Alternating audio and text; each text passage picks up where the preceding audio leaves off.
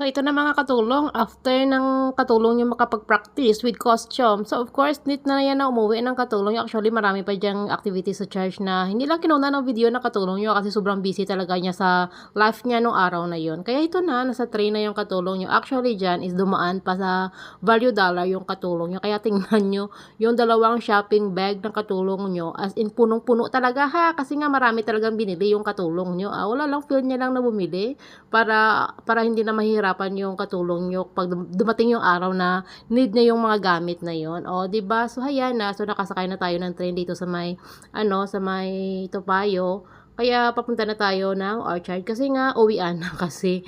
So, mga lang naman, ganun pa rin din yung biyahe galing Topayo papuntang Ion Orchard MRT station na 3 stop pa rin din So, actually is nakapag-dinner na rin din yung katulong nyo doon sa may simbahan bago siya nakauwi.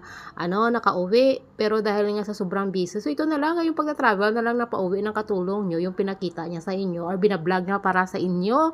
Kaya ito na nga, nandito na tayo sa may sa may Ion Orchard MRT station. So, palabas na tayo dyan. Kaya tingnan nyo, kapag Orchard na nga tayo, ibig sabihin nun is napaka-crowded na talaga. Kahit na anong oras pa yan ha, basta weekend lang. Sure na sure po yun mga katulong, sobrang crowded talaga yung Orchard. So, ngayon mga katulong, papunta na tayo sa may bus stop para makasakay pa uwi. So, hindi na dumaan talaga ng kahit na anong kainan pa dyan yung katulong nyo. Kasi nga kahit na gustuhin man niya, pero yung mga kamay niya is puro may mga bitbit na. So, wala ng space. So, mahihirapan lang talaga yung katulong nyo kapag dumaan pa yan sa kainan para makapag-take away para bukas. So, yun, this is na kapag naman siya, nakakain naman siya ng dinner niya. So, nag-decide na lang siya na diretso yung katulong nyo pa uwi, papunta sa kanila. Bahala na lang yung bukas kung ano yung makikita niya sa refrigerator na pwede niyang maluto. Yun na lang yung lulutuin ng katulong nyo kasi wala na talagang space yung dalawa niyang kamay. Masakit na nga yung yung balikat niyan sa kakabit-bit kasi nga sobrang mabigat kasi yung dalawang shopping bag na bitbit niya.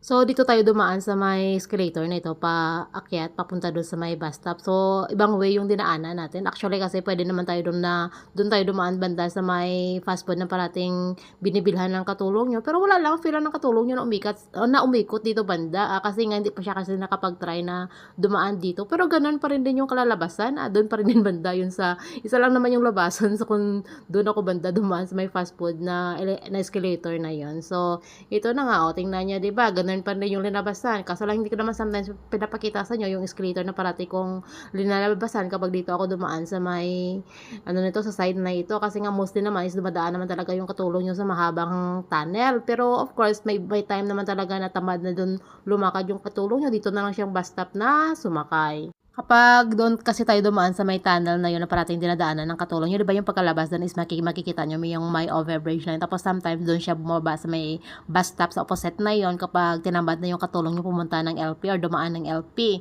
Pero ngayon, wala lang, sinipag lang yung katulong nyo na dito sumakay. Ibig sabihin is magpilahan po tayo dito kasi marami po tao dito banda nakabantay ng bus, nag-aabang ng bus dito as in napakadami talaga. Pero kapag doon kasi sa after ng bus stop na ito, sa parating sa nasakyan ng katulong nyo is konti lang yung mga tao doon. So, tingnan yung mga katulong, di ba? As in, marami talaga yung nag-aabang ng bus dyan. Kasi nga, maraming bus number kasi na dumadaan dito banda. So, unlike sa kabila doon is marami naman pero konti lang yung taong nag-aabang doon. So, ito na nga, after a few minutes, nakasakay na nga yung katulong yung bus pa uwi. Of course, alam nga naman saan papunta yung katulong. Yung natural lang, di ba? Sasakay nga siya ng bus para umuwi na.